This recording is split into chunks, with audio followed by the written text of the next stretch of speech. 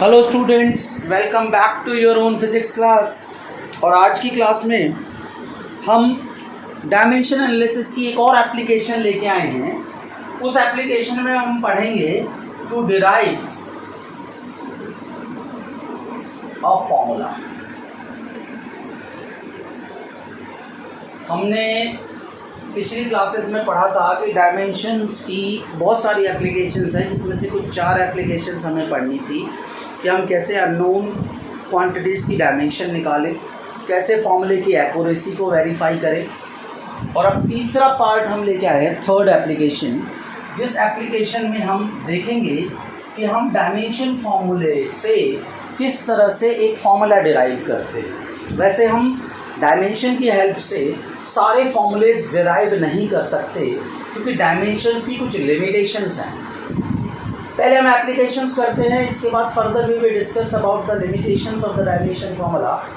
But one thing we have to remember that we can't derive all the formulas using the dimensions. Okay, so there are some limitations, so let's forget about the limitations. Just we will derive the formulas which are possible with the help of dimension analysis. तो कुछ formulas की बात हम करते हैं जो हम dimension analysis की मदद से बहुत आराम से डिराइव कर सकते हैं। उनमें से मैं स्टार्ट करूँगा उन फॉर्मूलेज के साथ जो आपने पहले पढ़ा हुआ है। एक फॉर्मूला आपने पढ़ा हुआ है काइनेटिक एनर्जी का। आपने एक फॉर्मूला पढ़ा है kinetic energy equal to half mv²। तो मैं डायमेंशन से सबसे पहले इसी को डिराइव करूँगा, ताकि आपको समझ में आए कि डायमेंशन एनालिसिस एक एग्जैक्ट मेथड है। तो देखो, इसके लिए आपको क्वेश्चंस में क्या क्या देगा। पहले क्वेश्चन आएगा कैसे आ सकता है, और भी कोई फॉर्मेट हो सकता है, बट मेन बातें वही होंगी जो मैं लिखवा रहा हूँ। आपको आएगा question, find formula for kinetic energy if kinetic energy depends on mass of body, velocity of body and acceleration due to gravity। आपके दिमाग में सवाल आ रहा होगा कि सर इस फॉर्मूले में तो कहीं ग्रेविटी का जिक्र नहीं है। आपने यहाँ पर क्वेश्चन जो लिख के दिया है उसमें बताया है कि kinetic energy acceleration due to gravity पे भी डिपेंड करता है। ये मैंने जानबूझ के एडअप किया है। हो सकता है क्वेश्चंस को देते समय वो एक्सेलरेशन ड्यू टू ग्रेविटी ना बताएं आपको, पर अगर दे दिया गया तो क्या होगा, ये जी अपने आप एलिमिनेट हो जाएगा। क्वेश्चन में देने से कुछ नहीं होता, you will easily derive this formula. वैसे काइनेटिक एनर्जी सिर्फ मास और वेलोसिटी पे डिपेंड करती है, इस पे डिपेंड नहीं करती है। मैंने आपको क्वेश्चन में एडअप कर दिया है। तो देखो क्या होता है। वैसे जो आपको क्वेश्चन आएगा उसमें ये लाइन नहीं आएगी, पर मैंने दे दिया है और मैं देखना चाहता हूँ कि फॉर्मूला क्या आएगा। क्या लिखा है, find the formula for kinetic energy if kinetic energy depends on mass and velocity of the body. साथ में एक्सेलरेशन ड्यू टू ग्रेविटी भी लिखा है मैंने। तो देखो, मैं सॉल्यूशन करते समय आपको बताता हूँ करना क्या है। आपको सबसे पहले इसने दिया है कि काइनेटिक एनर्जी डिपेंड करता है किस पे। काइनेटिक एनर्जी डिपेंड्स ऑन मास। सबसे पहले मास पे डिपेंड करता है, तो मैंने m लिखा है।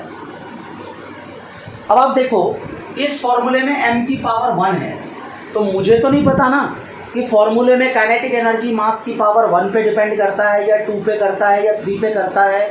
ये तो मुझे आइडिया नहीं है। तो मैं मान लेता हूँ कि काइनेटिक एनर्जी ना मास की पावर a पे डिपेंड करता है, जहाँ पर a एक कांस्टेंट है। मैं मान के चलता हूँ कि काइनेटिक एनर्जी मास की पावर a पे डिपेंड करता है, क्योंकि पावर का भी आइडिया मुझे नहीं है। इसने सिर्फ बताया है कि काइनेटिक एनर्जी मास पे डिपेंड करता है।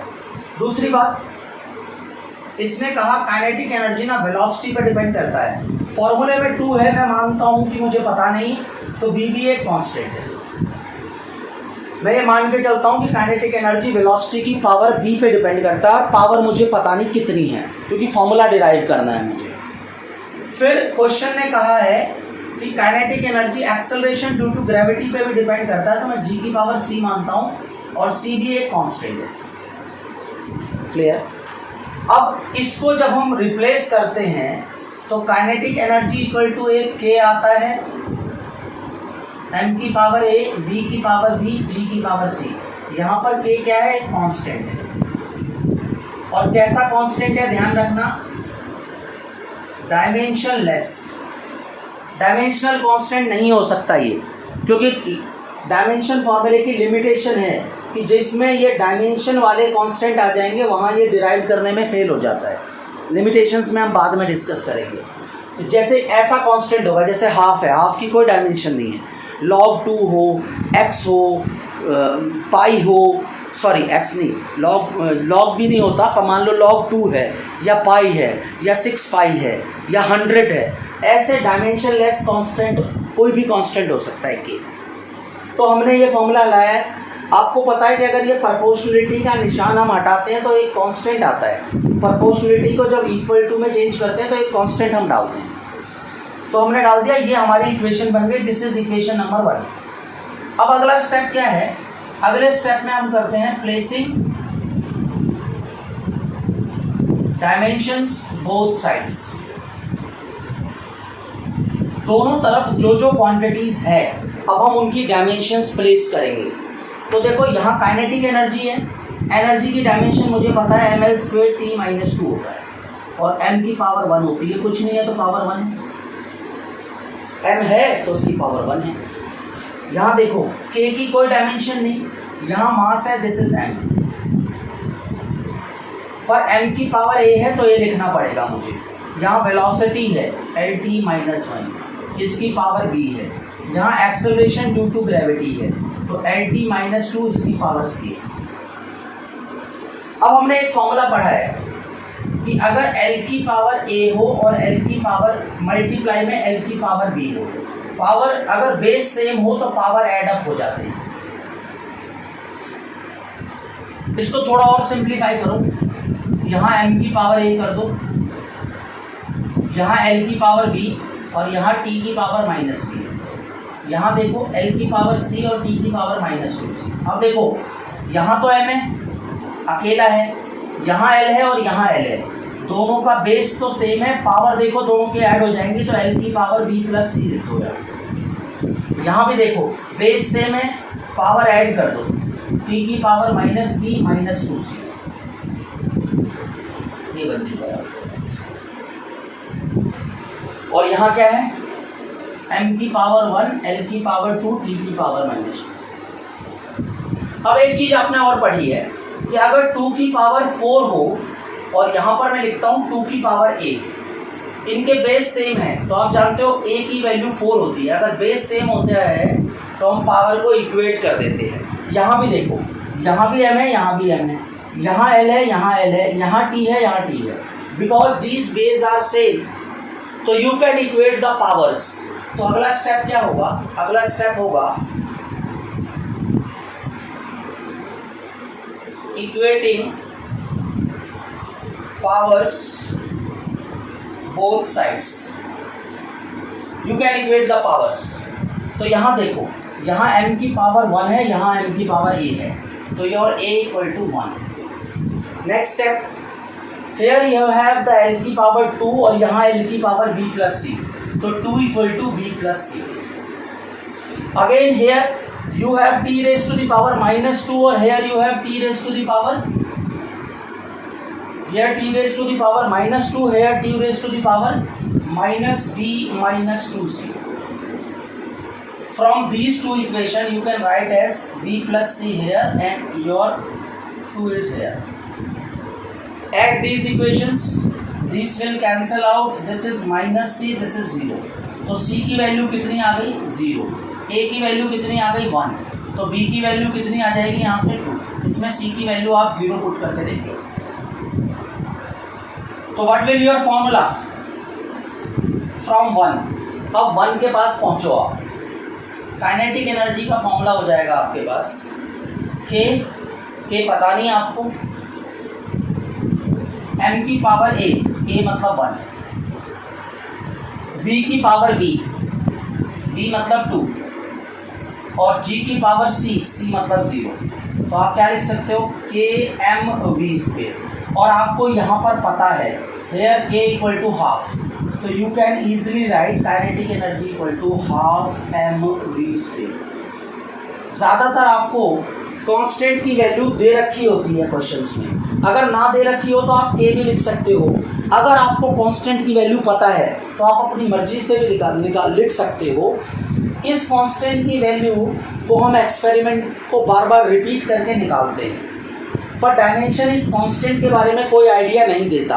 अगर आपको इस कांस्टेंट की वैल्यू नहीं पता तो you can simply write formula as kmv², गलत नहीं होगा। क्लियर है? सिर्फ आपको फॉर्मूला डिराइव करना था। इस तरीके से हम फॉर्मूले को डिराइव करते हैं। एक और क्वेश्चन देखो आप, जो आपने पहले पढ़ा है। क्या पढ़ा है? Potential energy. Potential energy of body depends on mass of body, acceleration due to gravity, acceleration due to gravity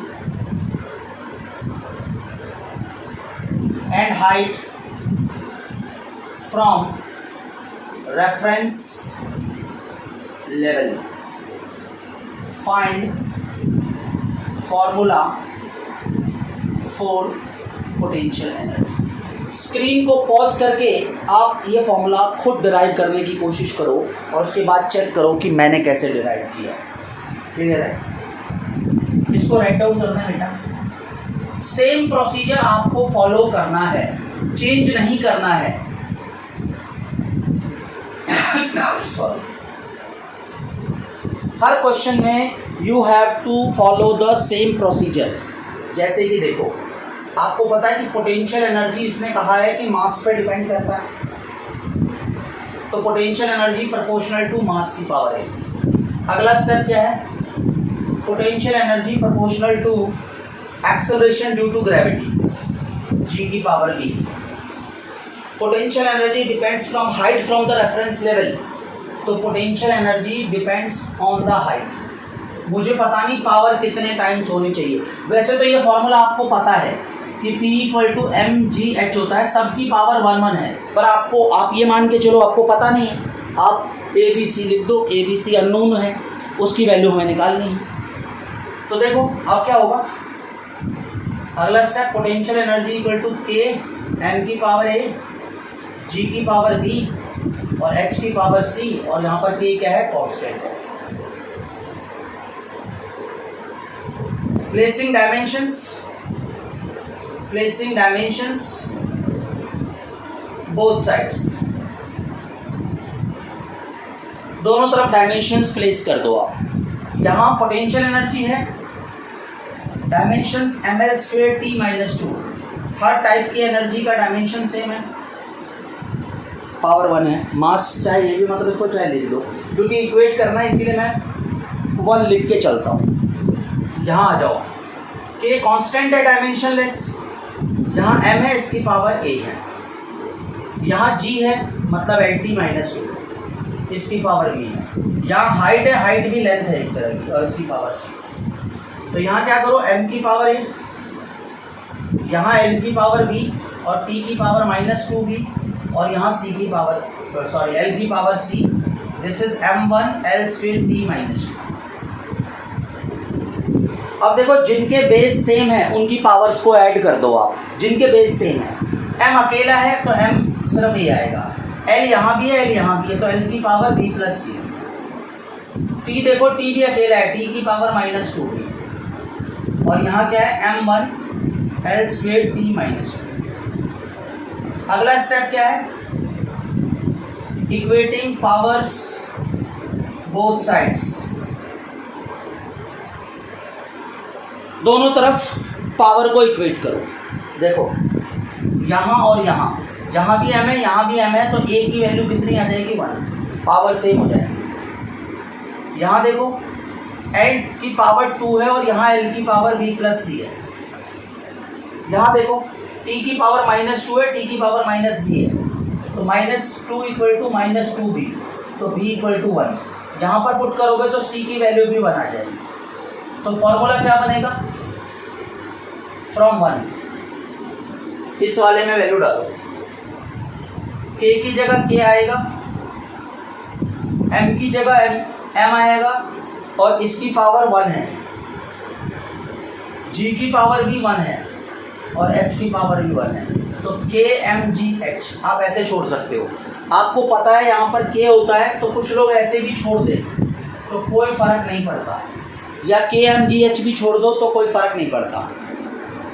इस तरह से आप फॉर्मूला डिराइव करते हो।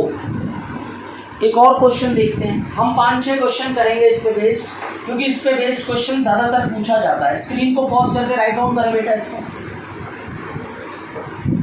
देखो प्रोसेस आपको सेम फॉलो करना है, मैंने पहले भी बताया था, मैं अब भी बता रहा हूँ आपको। तो अब हम एक और अगला क्वेश्चन देखते हैं। देखो अगला क्वेश्चन है, अगला क्वेश्चन नंबर 3 देखते हैं हम लोग, और क्वेश्चन नंबर 3 भी इसी डायमेंशन पे बेस्ड देखते हैं हम लोग, क्योंकि जितने ज़्यादा मैक्सिमम क्वेश्चंस हम करेंगे उतने ज़्यादा हमारी क्वालिटी इम्प्रूव होगी, क्योंकि न्यूमेरिकल करने से ही आपको पता चलता है कि जो आपने कॉन्सेप्ट पढ़े हैं कि आप उन्हें अप्लाई कर पाते हो या नहीं। तो देखो क्वेश्चन नंबर 3 देखते हैं। ये क्वेश्चन कहता है time period of simple pendulum depends on mass of bob, acceleration due to gravity, acceleration due to gravity, and length of pendulum. Find formula. ये फॉर्मूला आपको फाइंड आउट करना है। देखो ये फॉर्मूला हम पहले भी कर चुके हैं, हम इसकी एक्यूरेसी चेक कर चुके हैं कि time period of pendulum 2π√L/g होता है। आपको पता है ये पेंडुलम होता है हमारे पास, ये जो मास होता है इसको बॉब कहते हैं, है ना, और ये जो होता है बॉब के सेंटर से लेके ये वाला डिस्टेंस, इसको लेंथ ऑफ द पेंडुलम कहते हैं। वैसे अगर आप देखो तो इस फॉर्मूले में मास कहीं भी नहीं है। देखो फॉर्मूले में ये देखो, यहाँ तो मैंने मास बोला हुआ है आपको, पर इस फॉर्मूले में मास नहीं है। मैंने आपको पहले भी बताया था कि जो लोग सवाल बनाते हैं दे आर वेरी एक्सपर्ट। हो सकता है कि वो मास ना डालें, सिर्फ 2 ही फैक्टर डालें, पर हो सकता है वो मास भी ऐड कर दें। और जब आप फॉर्मूला डिराइव करोगे तो you will see the mass is eliminated from the formula. तो हम इसको डिराइव करते हैं। देखो कैसे, हमें कहा गया कि टाइम पीरियड, अच्छा आपको शायद टाइम पीरियड का पता ना हो, अगर पता है तो वेरी गुड, नहीं पता है तो देखो ये जो बॉब है जब इसको थोड़ा सा फोर्स लगाएंगे तो मान लो ये स्विंग करता है ए और बी के बीच में। वैसे टाइम पीरियड डिक्रीज होता चला जाता है एयर के फ्रिक्शन की वजह से, पर अगर मैं मानूँ ये जो एम्पलीट्यूड है, टाइम पीरियड नहीं बेटा, टाइम पीरियड तो कांस्टेंट रहता है, ये जो एम्पलीट्यूड है यहाँ से यहाँ, ये कम होता चला जाता है हवा के फ्रिक्शन की वजह से। मान लो मैं यहाँ से पेंडुलम को छोड़ता हूँ, यहाँ जा करके ये वापस यहाँ तक नहीं पहुँच पाता एयर के फ्रिक्शन की वजह से। प्रैक्टिकल भी है आपके सिलेबस में, तो प्रैक्टिकल करोगे तो आप देखोगे कि टाइम पीरियड ऑलमोस्ट कांस्टेंट आता है। टाइम पीरियड होता क्या है पहले ये समझ लें आप। टाइम पीरियड होता है कि ये पेंडुलम यहाँ से छोड़ा आपने बॉब को, ये यहाँ से इस पॉइंट से होता हुआ बी तक जाएगा और वापस यहाँ आएगा, वो टाइम पीरियड है। आपको उसी टाइम पीरियड का फॉर्मूला निकालना है। तो क्या कहा गया, मेरा सवाल कहता है कि टाइम पीरियड मास के प्रोपोर्शनल है तो मास की पावर ए, टाइम पीरियड लेंथ के प्रोपोर्शनल है तो लेंथ की पावर बी, और टाइम पीरियड प्रोपोर्शनल है एक्सेलरेशन ड्यू टू ग्रेविटी तो पावर सी। देखो मास, एक्सेलरेशन ड्यू टू ग्रेविटी और लेंथ, किसी को पहले किसी को बाद में लिख सकते हो, ऐसी कोई बात नहीं है। आप कुछ भी लिखो, बस सारे जिन चीज़ों पे वो प्रोपोर्शनल है वो सारी चीज़ें आ जानी चाहिए आपके फॉर्मूले में। अब आप देखो कंबाइन कर दो तो t equal to K m raise to the power a l raise to the power b g raise to the power c। This is your equation number 1। क्या करो, प्लेसिंग डायमेंशंस बोथ साइड्स, दोनों तरफ dimensions place कर दो। देखो यहां पर dimension क्या होगी, सिर्फ टी, मास तो है नहीं तो m0 लिख देता हूं, L0 है नहीं, 1 1 है तो इसको simply m raise to the power 0 L raise to the power 0 लिख दिया और t raise to the power 1 लिख देते हैं। यहाँ देखो k की कोई डायमेंशन नहीं, इसकी dimension capital M which is a, इसकी डायमेंशन L की पावर b और इसकी डायमेंशन LT माइनस 2 और होल इक्वल टू होल की पावर कितनी है c। यहाँ देखो m की पावर a, L की पावर b, फिर यहाँ देखो L की पावर एक तो c और एक L की पावर माइनस 2c। तो इसको कैसे लिख सकता हूँ मैं, m raise to the power 0 L raise to the power 0 t raise to the power 1 equal to m raise to the power a L raise to the power b plus c। देखो यहाँ base same है, power b plus c हो जाएगा और t raise to the power minus 2c। फिर वही step, equating powers both sides, दोनों तरफ पावर को इक्वेट करो तो देखो a कितना आ गया आपका 0, यहाँ भी m है यहाँ भी m है तो पावर सेम हो जाए, पावर इक्वल हो जाएंगे। b प्लस सी, यहाँ 0 है इससे b इक्वल टू माइनस सी आ गया और माइनस 2c इक्वल टू 1, तो c इक्वल टू माइनस 1/2।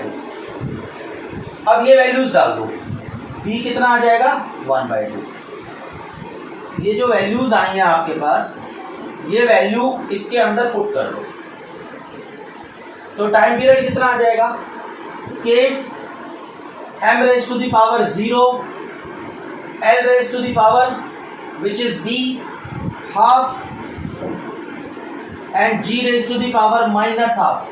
तो what you can write, you can write k, m खत्म हो जाएगा, L की power half divided by g की power half, it will equal to k under the root of L upon g। Simple, आपको पता है power half का मतलब रूट होता है। इस k की वैल्यू अगर आपको पता है तो you can write 2 pi, otherwise you can leave it as a k।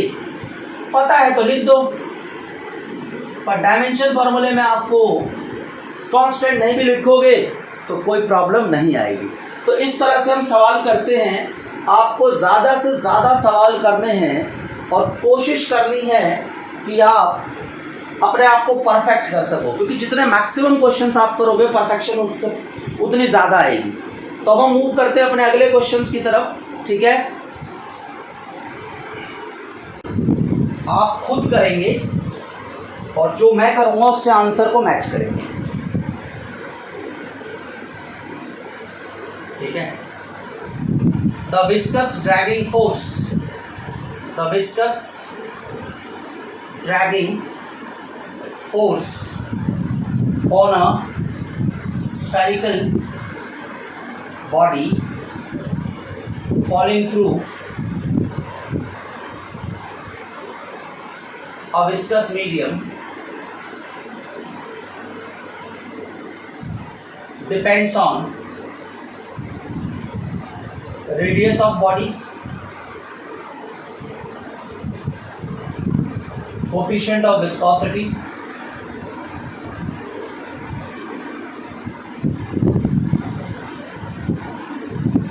and acceleration due to gravity.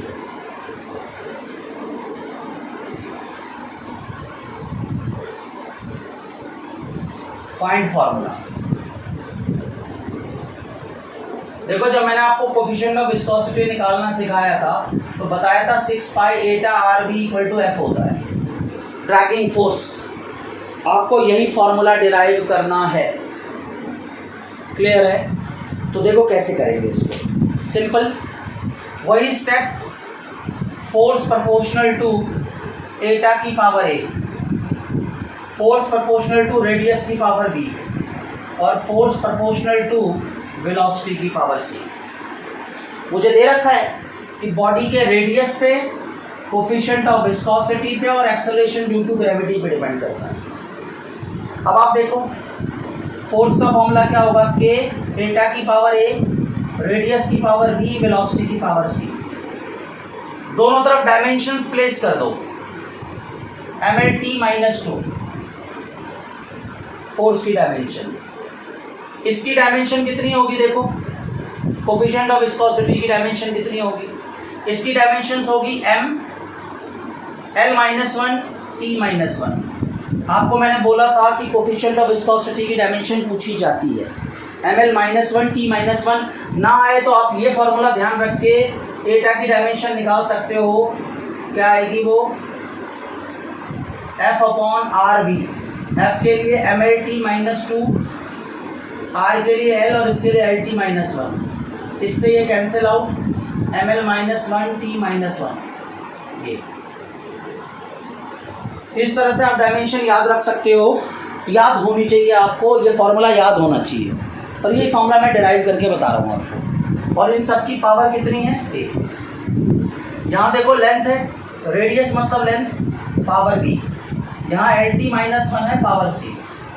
अब हम वो वाली गलती नहीं करेंगे, m की पावर a लिखेंगे, l की पावर -a लिखेंगे, t की पावर -a लिखेंगे। एक स्टेप बढ़ा देंगे हम, l की पावर v, l की पावर c और t की पावर -c। अब देखो m की पावर सब में सिर्फ एक है, l की पावर देखो यहाँ -a है, यहाँ देखो प्लस का b है, यहाँ देखो प्लस का c है। और t की पावर देखो यहाँ -a है, यहाँ है नहीं, यहाँ -c है। अब इक्वेट करो पावर को, a देखो यहाँ 1 है, यहाँ देखो -b plus c, sorry -a plus b plus c, और यहाँ क्या है, पावर 1 है। यहाँ देखो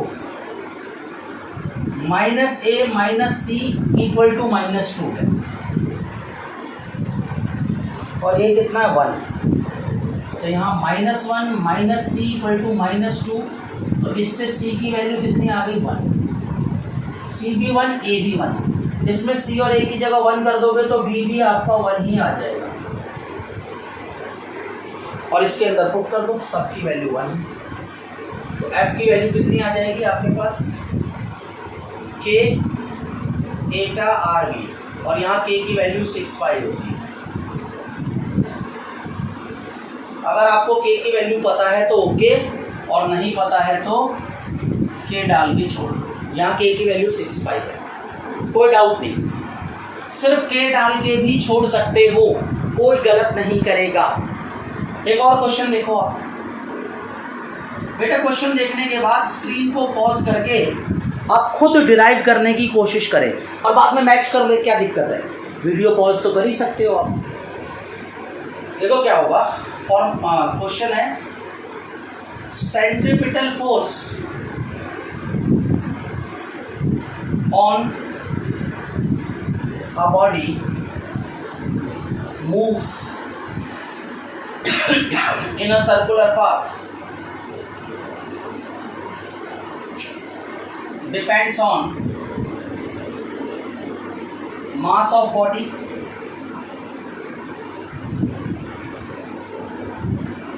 velocity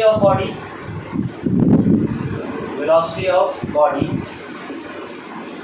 and radius of circular path. Find formula।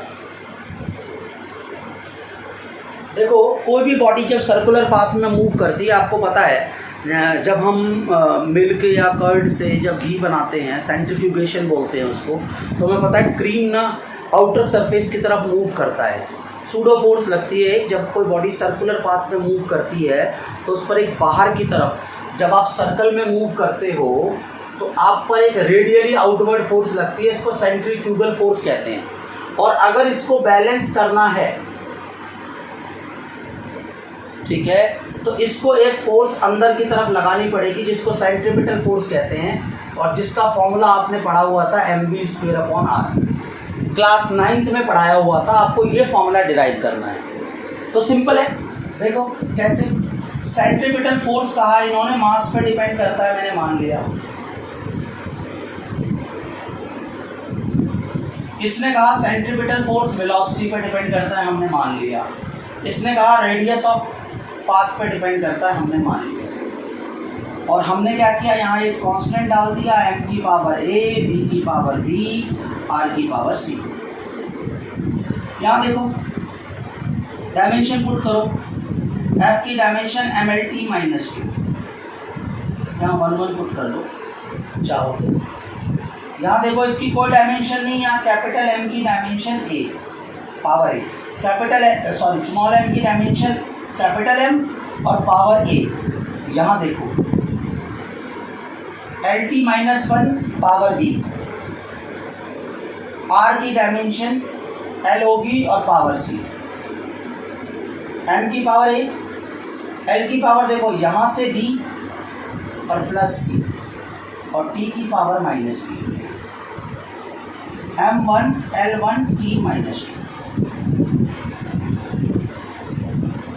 Equate करो, a कितना 1, b प्लस c कितना 1 और माइनस 2 कितना b, तो b कितना 2, a कितना 1, 2 प्लस c इक्वल टू 1, तो c इक्वल टू माइनस 1। फॉर्मूले में पुट कर दो, इसमें प्लेस करो, तो इसके लिए k आएगा यहाँ पर m की पावर 1, v की पावर 2 और r की पावर c, तो कितना आएगा k m v square by r। c की जगह सॉरी बेटा, c की जगह माइनस 1 और ऊपर पावर माइनस 1 है तो नीचे जाके प्लस 1 हो जाती है।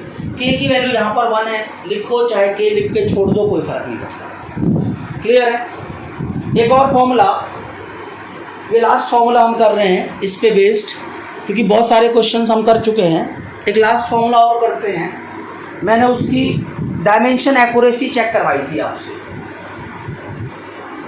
तो इस तरह से आप कोई भी फॉर्मूला डिराइव कर सकते हो। स्क्रीन को पॉज करके राइट डाउन जरूर कर दिया मेरे बेटा क्वेश्चन। इस पे बेस्ड क्वेश्चन ज़्यादातर एग्जाम्स में आते हैं।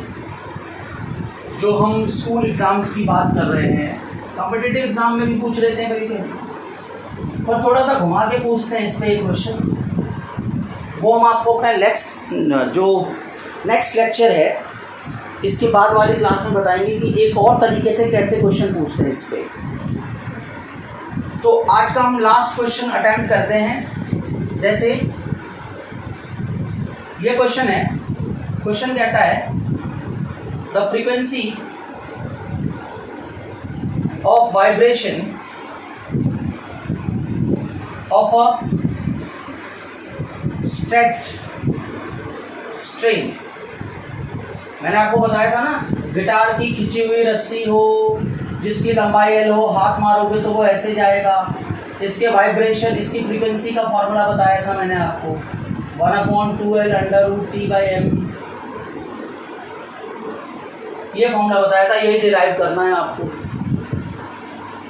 द फ्रीक्वेंसी ऑफ, आपको पता नहीं होगा, ये तो मैं आपको याद दिलाने के लिए बता रहा हूँ कि ये फॉर्मूला आपको डिराइव करना है। इसकी एक्यूरेसी में पहले ही चेक करा चुका हूँ आपको, ये आपको गिवन नहीं होगा, ये मैं आपको बता रहा हूँ।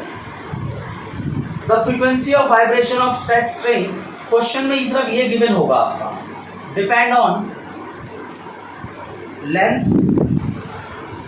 Tension and mass per unit length. Find the formula. तो देखो फ्रीक्वेंसी किस पे डिपेंड करती है, इसने कहा लेंथ पे, मैंने मान लिया। कितने टाइम्स मुझे बता दिया। फ्रीक्वेंसी इसने कहा टेंशन पे डिपेंड करती है, मैंने मान लिया। और फ्रीक्वेंसी इसने कहा मुझे स्मॉल m पे डिपेंड करती है, और स्मॉल m क्या है आपका, मास अपॉन लेंथ। ये ना भूलें, कई बच्चे सोच लेते हैं कि सिर्फ मास बोला है, not mass, mass per unit length. जो रस्सी होती है ना, जो ये स्ट्रिंग है, total mass, total length divided by total mass, mass per unit length, इस पे डिपेंड करता है। अब आप देखो फ्रीक्वेंसी का फॉर्मूला क्या होगा, k L की पावर a, t की पावर b और m की पावर c। अब डायमेंशन पुट कर दो, मास तो होता नहीं इसमें, लेंथ भी नहीं होती और फ्रीक्वेंसी का मतलब है t की पावर -1, बताया था। फ्रीक्वेंसी का मतलब 1 टाइम पीरियड। यहाँ k की कोई डायमेंशन नहीं, यहाँ लेंथ की डायमेंशन स्मॉल l की कैपिटल L, इस लेंथ की डायमेंशन कैपिटल L। टेंशन एक तरह की फोर्स होती है, ml2 ये b, और यहाँ ml-1 क्योंकि मास पर यूनिट लेंथ है। यहाँ देखो m की पावर यहाँ से b और यहाँ से c, l की पावर देखो यहाँ से a प्लस यहाँ से b माइनस यहाँ से c, और t की पावर देखो यहाँ से -2 m0 l0 t-1। यहाँ देखो पावर को इक्वेट करो तो b plus C equal to 0, a plus B minus C भी 0, और यहाँ देखो -2b इक्वल टू -1, तो b इक्वल टू 1/2। यहाँ से देखो c इक्वल टू -b, तो c की वैल्यू -1/2। यहाँ वैल्यू पुट करो, a plus b 1/2 minus c -1/2, 1/2 plus 1/2 1 आ जाएगा, तो a की पावर a इक्वल टू -1। देखो हाफ प्लस हाफ 1 हो जाएगा, उधर जाके -1 हो जाएगा, तो फॉर्मूला क्या आएगा, this is k, this is k, l की पावर a -1, t की पावर b 1, स्मॉल m की पावर -1, तो k बाय l, और यहाँ क्या आएगा t बाय m, यहाँ भी हाफ और यहाँ भी हाफ। चाहो तो k by l under the root of t by m लिख सकते हो, और यहाँ k की वैल्यू 1/2 होती है। पता नहीं है तो ऐसे छोड़ दो, पता है तो आप याद है तो लिख दो। Exact formula. तो ये इस टाइप के क्वेश्चंस हमसे पूछे जाते हैं। स्क्रीन को पॉज करके आई होप कि आपने कर लिया होगा, फिर भी अगर कोई डाउट हो तो यहाँ से चेक कर लो। इस तरह से आप फॉर्मूलेज को डिराइव कर सकते हो। कुछ फॉर्मूलेज ऐसे हैं जिसमें प्लस और माइनस के निशान होते हैं, जैसे s equal to U T plus half AT², उसको आप डायमेंशन से नहीं निकाल सकते क्योंकि उसमें क्या है, प्लस और माइनस के निशान है, वहाँ डायमेंशन फॉर्मूला काम नहीं करता है। कुछ ऐसे फॉर्मूलेज हैं जैसे f इक्वल टू g(m1m2/r²), एक फॉर्मूला है, आपने यूनिवर्सल ग्रेविटेशनल फॉर्मूला पढ़ा है ना, f इक्वल टू g(m1m2/r²). यहाँ इस कांस्टेंट की भी डायमेंशन है, यहाँ डायमेंशन फॉर्मूला काम नहीं करता इसमें। जैसे एक प्लैंक्स की इक्वेशन है, E equal to h nu, ये एनर्जी है, ये प्लैंक्स कांस्टेंट है, ये फ्रीक्वेंसी है। यहाँ भी नहीं क्योंकि प्लैंक्स कांस्टेंट की भी डायमेंशन है। तो कुछ ऐसी जगह पे है जहाँ पर कांस्टेंट की भी डायमेंशन हो, वहाँ पर आपका फॉर्मूला काम नहीं करता। अब मैं आपको होमवर्क में 2 क्वेश्चन लिखवा रहा हूँ, लिख लो। एक क्वेश्चन है, the velocity of sound wave in a medium, the velocity of sound wave in a medium depends on pressure and the density of the medium. Find the formula. I repeat the question. The velocity of a sound wave in a medium depends on the pressure difference या pressure लिख दो and density of the medium. और इसका formula V equal to, final formula आएगा V equal to P/ρ। आप करेंगे, answer ये आना चाहिए, चेक करें। इसके बाद देखो एक फॉर्मूला और लिखो, the orbital velocity of a planet. Orbital velocity मतलब जिस वेलोसिटी से प्लैनेट सन के चारों तरफ रिवॉल्व करता है। The orbital velocity of a planet depends on, the orbital velocity of a planet depends on the mass of the planet, the orbital velocity of a planet around the sun depends on the mass of the planet, radius of the orbit and acceleration due to gravity. Find the formula for the orbital velocity. I repeat the question. The orbital velocity of a planet around the sun depends on the radius of the orbit, mass of the planet and acceleration due to gravity. Find the formula for the orbital velocity. और ये formula क्या आएगा, v equal to √r/g। आपका k अगर आ जाए तो कोई घबराने की जरूरत नहीं है, k लिख देना। कांस्टेंट की वैल्यू अलग अलग हो सकती है, कांस्टेंट आपको डिटरमाइन करने की जरूरत नहीं है, ये भी डायमेंशन की लिमिटेशन है, ये कांस्टेंट के बारे में कुछ नहीं बताता। तो ऐसे बहुत सारे फॉर्मूलेज हैं, आपको इनको डिराइव करना है। जितनी ज़्यादा प्रैक्टिस करोगे उतना ज़्यादा बेटर होगा बेटा, क्योंकि फिजिक्स की बैकबोन है न्यूमेरिकल्स। किसी भी डाउट के लिए कमेंट करें, पढ़ते रहें, सेफ रहें, कमेंट जरूर करें, क्योंकि क्लास आपकी है। प्रैक्टिस से ही आपको परफेक्शन आएगी। Thank you so much.